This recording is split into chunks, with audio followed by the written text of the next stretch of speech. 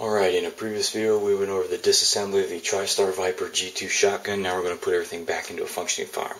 First thing we're going to do is we're going to grab the receiver, stock, and magazine assembly and the trigger assembly and reassemble those. You're going to take the trigger guard, put the rounded end with the safety towards the back in the hemispherical cut here at the front of the stock. Go and put that there, push her forward until she stops. You're going to need to depress the bolt release here. That'll allow you to put the trigger guard in past the bolt release, which will bind on the elevator. You're going to want to take the outside of the trigger guard and line up the receiver here with the pin. What that's going to allow you to do is put the cross pin here. It'll lock in. You can see clear through both of them. Take your cross pin, drop that in. Should drop in finger tight just like that. Next thing we're going to do is we're going to put the magazine spring back over the magazine tube. Both ends are the same. It doesn't matter which way you put the magazine back on. Next thing we're going to do is we're going to build the action bar sleeve, and bolt assembly. What you're going to want to do is you're going to want to take the action bar with the two flanged ends here. Those are going to ride on the rails at the top of the action bar sleeve. Just put those on the rails, push forward until they lock in, rotate down. That will line up and lock the action horizontally.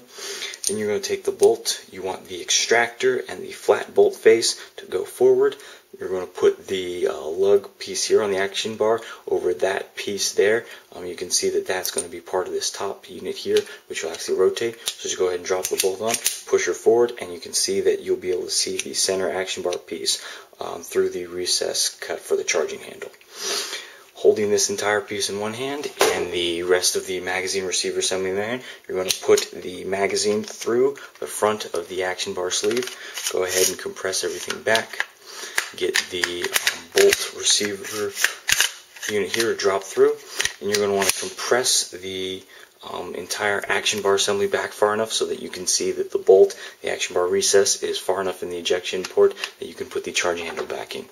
You're going to take your charging handle with the knurled end facing forward and with the hemispherical profile facing towards the top. The reason for that is because you're going to line up with both the cut in the bolt and the cut in the charging handle, and you'll be able to push it all the way through. And you'll see that that will retain the bolt, the action bars, and the action bar sleeve on the weapon.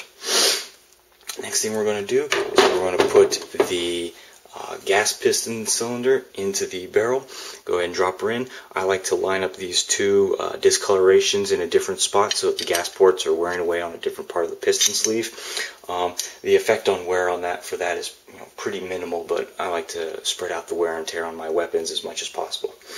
Now what you're going to do is you're going to take the magazine here and you're going to drop that over the gas piston here and start the barrel into the receiver and push back. It's going to stop for a little bit.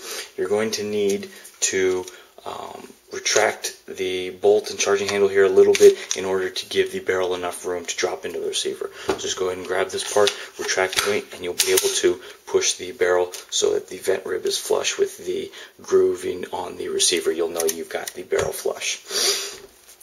Next, you're going to take the fore end. You'll see that the fore end has 3 notches here protruding at the back. What you're going to want to line those up with are the little notches here that are cut into the receiver, perfectly shaped for that. So go ahead and take the fore end, slide it all over the magazine tube and barrel assembly here, bring her back, and you'll see that those little notches here will line up and drop so that the fore end is flush with the receiver. Go ahead and screw on the magazine cap at the front end of the magazine. Go ahead and just tighten it finger tight. It doesn't have to be any tighter than that. Check the forearm for play. Go ahead and rack the action a couple times. Check everything for function, and you should be good to go. And that is the reassembly of the Tristar Viper G2 shotgun.